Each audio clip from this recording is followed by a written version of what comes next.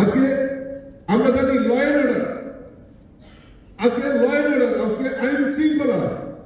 আজকে আমাদের সরকার এই বিগত দ্বিতীয়বারের সরকার 2 বছরে এই রাজ্যের সরকার যে প্রাথমিকতা সবচেয়ে বড় যে জিনিসটা নিয়েছে সেটা হলো ল এন্ড অর্ডার, অর্থাৎ আইন শৃঙ্খলা। আপনারা চিন্তা করে দেখুন যে আজকে এই কমিউনিস্টরা কংগ্রেসরা বড় বড় কথা বলে, প্রেস কনফারেন্স করেন। আমি প্রশ্ন রাখতে চাই, আপনারা নিশ্চয়ই ভুলে যাননি 2018 নির্বাচনের আগে আমাদের 11 জন কার্যকর্তাকে খুন করা হয়েছিল নৃশংসভাবে। চারমোহন ত্রিপুরা, নিশিকান্ত চাকমা, হিরলাল সরকার, এইরকম 11 জন বলিষ্ঠ কার্যকর্তাকে নিহত করা হয়েছে।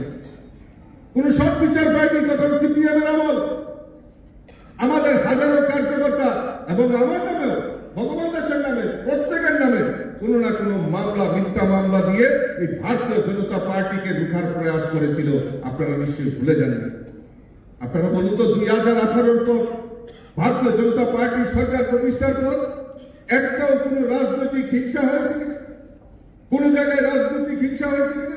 কারণ ভারতীয় জনতা পার্টি আমরা সেই সন্ত্রাসে বিশ্বাস করি না। 2023 নির্বাচন হয়েছে এই ত্রিপুরা বিধানসভা। 2023 দ্বিতীয়বার সরকার আমাদের ভারতীয় জনতা পার্টির সরকার হয়েছে। কেউ বলতে পারবে না একটা রাজনৈতিক খুন হয়েছে। ত্রিপুরা রাজ্যের নির্বাচন হবে, খুন খারাপা হবে না, সেই আমল, সেই ইতিহাস কিন্তু ত্রিপুরা রাজ্যে নেই। এইবার 2023 প্রথম ইতিহাস ভারতীয় জনতা পার্টির নেতৃত্বে সরকার নির্বাচন করেছে। আর 2023 একটাও রাজনৈতিক হিংসা এই ত্রিপুরা রাজ্যে হয়নি, রাজনৈতিক খুন হয়নি। সেটা ভারতীয় জনতা পার্টির সব বুক খুলিয়ে সেটা বলতে পারে।